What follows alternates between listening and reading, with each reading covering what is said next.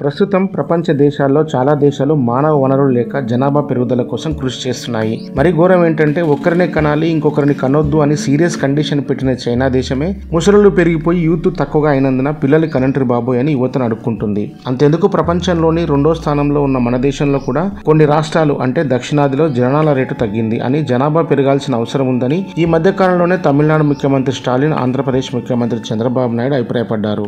చాలా దేశాల్లో జనాల రేటు తగ్గడం వల్ల వివిధ రకాల ప్రయత్నాల వల్ల జనాభాను పెంచుకోవాలని చూస్తున్నాయి. అన్ని వనరులను సమన్వయం చేసే మానవ వనరులు లేకపోతే ఏ దేశ అభివృద్ధి అయినా ఆగిపోతుంది. కాబట్టి జనాభా పెంచుకునే ప్రయత్నంలో భాగంగా రష్యా ఏకంగా శృంగార శాఖ మినిస్ట్రీ ఆఫ్ సెక్స్ అనే ఒక శాఖని మొదలుపెట్టే ఆలోచనలో ఉన్నారు. ఆ శాఖ ద్వారా కొన్ని ప్రతిపాదనలు తయారు చేసి వాటిని ఇంప్లిమెంట్ చేయడం ద్వారా జనాభా పెరుగుదలకు కొంత కృషి చేయాలని ఆలోచిస్తున్నారట.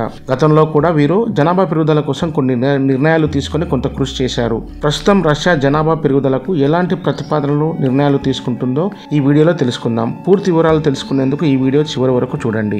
రష్యా దేశం ఉత్తర ఆసియా, తూర్పు ఐరోపా ఖండాల్లో విస్తరించి ఉంటుంది. ప్రపంచంలో కెనడా కంటే వైశాల్యంలో రష్యా రెట్టింపు పెద్ద దేశం.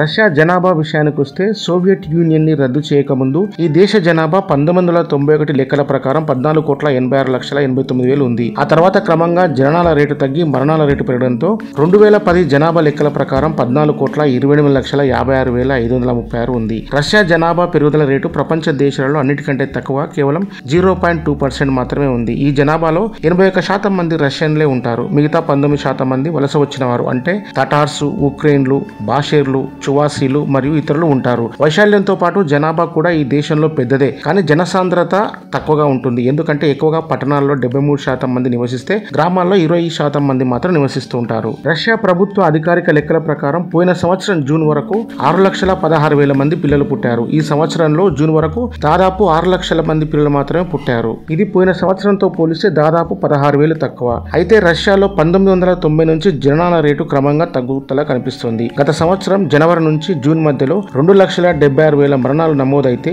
ఈ సంవత్సరం జనవరి నుంచి జూన్ మధ్య 3,25,000 మరణాలు నమోదయ్యాయి. అంటే పోయిన సంవత్సరంతో పోలిస్తే ఇవి 49,000 ఎక్కువ. దీన్ని బట్టి చూస్తే జననాల రేటు కంటే మరణాల రేటు పెరుగుతుంది.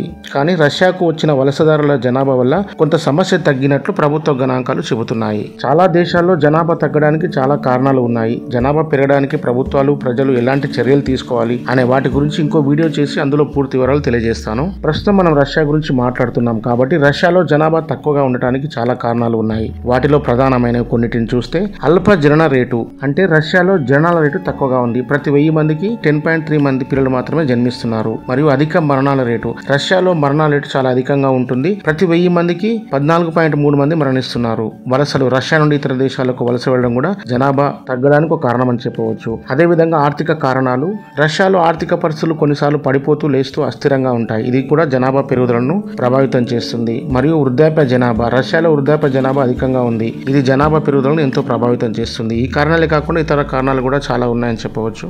గత కొన్నేళ్లుగా రష్యాలో జనన మరణాల మధ్య భారీ తేడా కనిపిస్తుంది. మరియు ముఖ్యంగా గత 2.5 ఏళ్లుగా సాగుతున్న రష్యా ఉక్రెయిన్ యుద్ధం కారణంగా అంటే ఫిబ్రవరి 24, 2022 నుంచి మొదలైన ఈ యుద్ధం ఈ మధ్యనే 1000 రోజులు పూర్తి చేసుకుంది. బ్రిటన్ రక్షణ విభాగం ప్రకారం 7 లక్షల మంది రష్యా సైనికులు మరణించారట. అలాగే సామాన్యులు కూడా సుమారుగా 3 లక్షల వరకు చనిపోయి ఉంటారని భావిస్తున్నారు. అధికారికంగా వీరు ఎక్కడ కూడా లెక్కలు చెప్పట్లేదు, కానీ ఎక్కువ శాతం మాత్రం చనిపోయినట్టు తెలుస్తుంది. రష్యాలో సైనికులు చనిపోతుండడంతో దేశంలో తీవ్ర పరిస్థితులు నెలకొన్నాయి. ఒకవైపు చైనా తమ దేశంలో జనాభా తగ్గుతూ ఉండడం, వృద్ధుల సంఖ్య పెరుగుతూ ఉండడం వలన పెళ్లిళ్ళు చేసుకోండి, పిల్లల్ని కనండి యువతకు ఉద్బోధ చేస్తుంది. అదేవిధంగా జనాభా తగ్గుదలను ఎదుర్కొంటున్న రష్యా ఏకంగా ఒక అడుగు ముందుకేసి ప్రత్యేకంగా శృంగార మంత్రిత్వ శాఖను ఏర్పాటు చేయాలని సీరియస్ గా ఆలోచిస్తుంది. ఈ నేపథ్యంలోనే అధ్యక్షుడు వ్లాదిమిర్ పుతిన్ కీలక ఆదేశాలు ఇచ్చినట్టు తెలుస్తుంది. ఈ క్రమంలోనే రష్యాలో కొత్తగా మినిస్ట్రీ ఆఫ్ సెక్స్ పేరిట మంత్రిత్వ శాఖను ఏర్పాటు చేయాలనే ప్రతిపాదన తెరపైకి వచ్చింది. రష్యాలో జననాల రేటును పెంచేందుకు ఈ కొత్త ఆలోచన చేశారు. జనసంఖ్యను పెంచుకునేందుకు ప్రత్యేక చర్యలు తీసుకోవాలని కుటుంబ రక్షణకు సంబంధించిన పార్లమెంట్ కమిటీ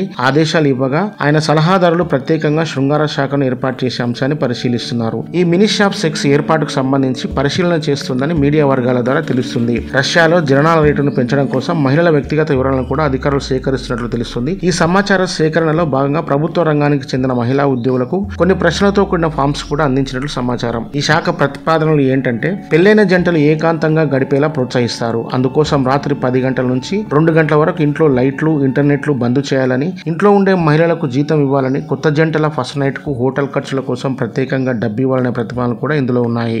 ఇక పనిచేసే ప్రదేశాల్లో అయితే లంచ్ బ్రేక్ కి కాఫీ బ్రేక్ల సమయాన్ని సంతానోత్పత్తి బ్రేకులుగా వాడుకోవాలని మరో ఆసక్తికరమైన ప్రతిపాదనలు ఓ ఏజెన్సీ తయారు చేసింది. జననాల రేటును పెంచే కార్యక్రమాన్ని ఈ మినిస్ట్రీ ఆఫ్ సెక్స్ శాఖ పరిధిలో ఉంచాలంటూ సూచించింది. యువతీ యువకుల మధ్య బంధాలను ప్రోత్సహించేందుకు వారి ఫస్ట్ డేట్ కి 5000 రూబెల్స్ అంటే భారత కరెన్సీలో దాదాపు 4300 ఇవ్వాలని పేర్కొంది. అంతేకాకుండా ఇంటి పనులు పిల్లలను చూసుకునేందుకు ఉద్యోగం మానేయాలనుకునే వారికి కొంత మొత్తం చెల్లించాలని వెల్లడించింది. ఇవి మాత్రమే కాకుండా వీటితో పాటు మరికొన్ని ప్రతిపాదనలు కూడా, అంటే సోవియట్ యూనియన్ లో గతంలో రూపొందించిన కొన్ని ప్రతిపాదనలు పార్లమెంట్ కమిటీ చేసింది. అవేంటంటే గతంలో రష్యా దేశంలో జనాభాను పెంచేందుకు సోవియట్ కాలంలో అమల్లో ఉన్న ఓ పురస్కారాన్ని 2022లో పుతిన్ మళ్లీ తీసుకొచ్చారు. అంటే 1944 సంవత్సరంలో సోవియట్ యూనియన్ దేశాల్లో జనాభా తక్కువగా ఉన్నందున అప్పటి ప్రభుత్వాలు ఎక్కువ మంది పిల్లలు కానీ మానవ వనరులను ఈ సమాజానికి అందించినందుకు గాను వారికి మదర్ గ్లోరీ లేదా మదర్ హీరోయిన్ అవార్డును ఇవ్వాలని నిర్ణయించి ఉన్నారు. అంటే 7 లేదా అంతకంటే ఎక్కువ మంది పిల్లల కంటే మదర్ హీరోయిన్ అవార్డు ఇచ్చి ప్రోత్సహించేవారు.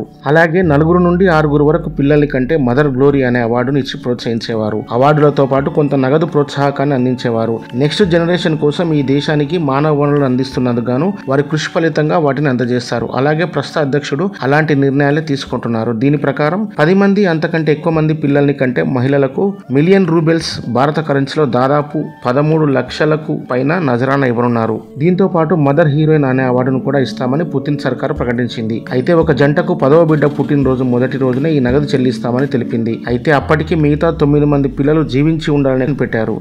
ఇలాంటి ప్రపోజల్స్, ప్రచారాలు, ప్రకటనలు రష్యా ప్రభుత్వం చాలానే ఇచ్చినప్పటికీ పెద్దగా మార్పు కనిపించడం లేదు. ఆ దిశగా ఎవరు ప్రయత్నాలు చేయట్లేదు. పిల్లల్ని కనడానికి యువత ఎవరు కూడా ముందుకు రావట్లేదు. దానికి చాలా కారణాలు ఉన్నాయి. నెక్స్ట్ వీడియోలో అవన్నీ కూడా తెలుసుకుందాం. సో ఫ్రెండ్స్, ఈ వీడియో నచ్చినట్టయితే లైక్ చేయండి, షేర్ చేయండి, కామెంట్ చేయండి. మా ఛానల్ సబ్స్క్రైబ్ చేసుకోండి.